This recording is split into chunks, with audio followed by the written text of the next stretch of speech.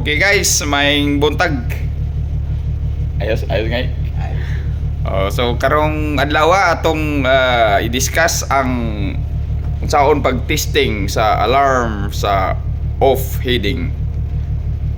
So how to test the off heading alarm sa ato ang sa ato ang autopilot system. So ang brand or manufacturer sa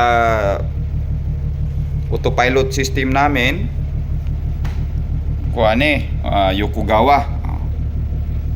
So ako na lang ibilag kay sa ubang barko kalimot naman ko saon pag-testing aning off heading alarm. So usa na to na i-testing, i-check sa nato kung nabatay kontra.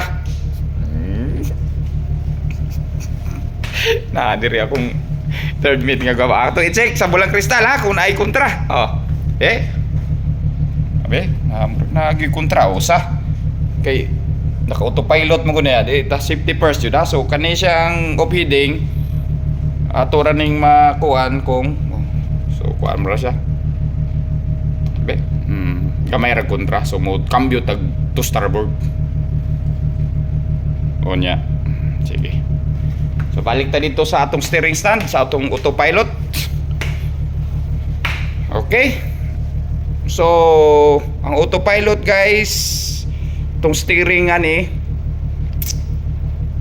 saan naman so naka-autopilot autopilot. So ato nang sugdan. So unsaon pag test sa off heading alarm. So usa ta mo test jud guys, ato aning ikuan, ato aning i-adjust sa ang rudder limit. So atong paubsan kay kung dili man gud nato paubsan, ang mahitabo kay kanang mo normal ra siya nga kambyo ni autopilot. So karon atong isit ni siya sa 2 degrees lang. Okay? Medyo mahina-hina ang kalaban. So 2 degrees. Klaro na sa di mo ka So rudder limit ako na ning gistadihan, ako lang yung ibilag kay para di lagi ta malimot sunod nga barko. Basta Yokogawa ni sa inyong barko tanawan lang po nara na instruction niya. Okay, 2 degrees. Dayon sunod, arita mo adjust ta sa git man. Mo adjust ta sa off heading alarm. Ay, sana ba na? Of course na, rudder limit. Okay, dirita sa sa off heading atong i-adjust. Sige, more. Sige pa. Wala to heading. So off heading alarm guys mo na nya ato nang i-usbon yang setting. So enter. So naka limit angle niya 10 degrees. So atong i-usbon sa 2 degrees. Paubsan na to. Okay. Okay, 2 degrees. So enter. Okay, sunod ang iyang segundo. Kaning limit ba nga iyang oras or segundo ni iyang oras nga mo activate na sa alarma. So ato yung suwayan kung sakto ba ni. Ato sa mo 5 seconds lang. Okay. So okay na guys. So naanatay again ang limit angle 2 degrees. Unyang iyang time nga para mo activate ang alarma unya 5 seconds. Sige. Okay na enter. So balik ta sa sunod. Balik ta sa normal niyang display. Rita. Saan to? Heading adjust. Kana. Mao nay normal niyang heading. Nya sunod kuanta na kabantay mo sa unsay heading na to 106 di ba? So mo cambio taron og let's say 6 degrees lang. So I will put 112. Okay? Ani 112. Okay. Sige, tanaw na to guys. So nilimit siya. Nganong limit man kay 2 degrees raman ang rudder limit nga ato ang na set up ganina. which is ang default ani is 15 degrees. Sa kani ba sa rudder limit bagi change natin. So karon atong tanaw ng diferensya. So karon 106.5 di ba? Mukambyo na siya nahinay. So mo take time lang, obserbahan lang nato.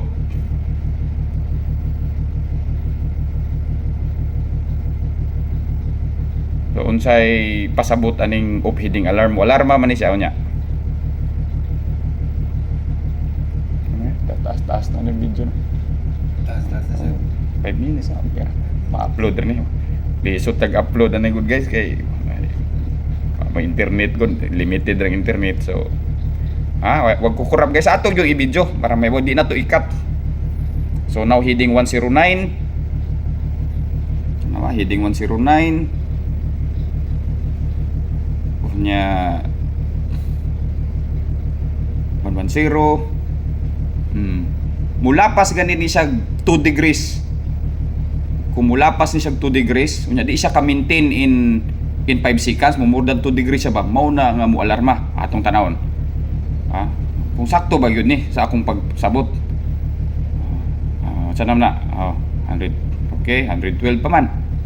Sige, 112. Okay. Sige mo, kung 114 kaya itong limit ani ganina 2 degrees man. Unya 5 seconds dapat mo alarm after 2 degrees. Basta po importante mo alarma. 112 ni cambio na siya ni cambio na. Kapantay ka ni cambio na. Ni limit na ba dirba ni port na ang iyang kuan ba, iyang rudder ba. May lagdili ni ka kontra unya nga guys kay kung makakontra niya di gyud ni mo alarma kung makabalik ba. Kung mo steady sa 112, di man gyud mo alarma. Tanawa. 113.7, 113.8, may lagdili ka balik, 113.8 hapit na.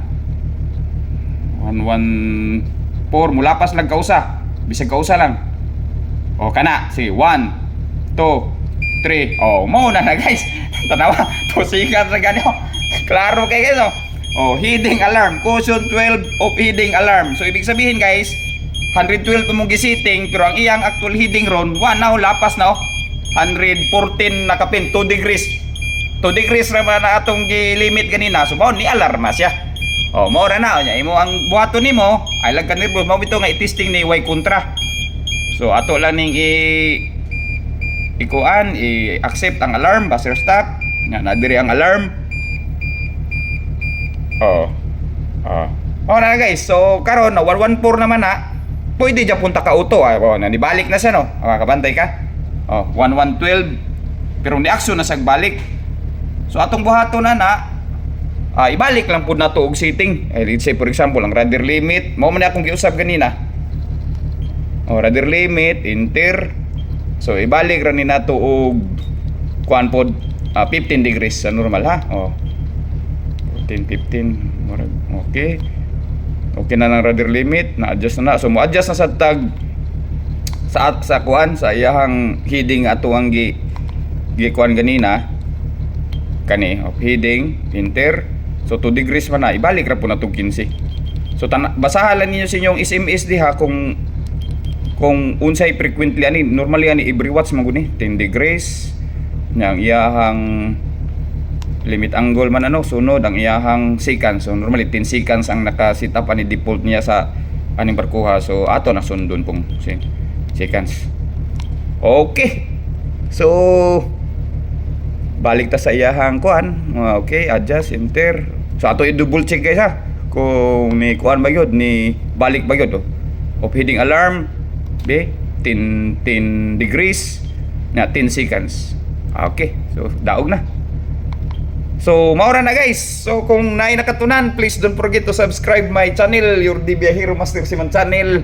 Hanggang sa muli, it's been a while, wala upload og video. Sunod, ang atong i-testing, of course, alarm nasad. Sunod. Okay. Salamat. Babus.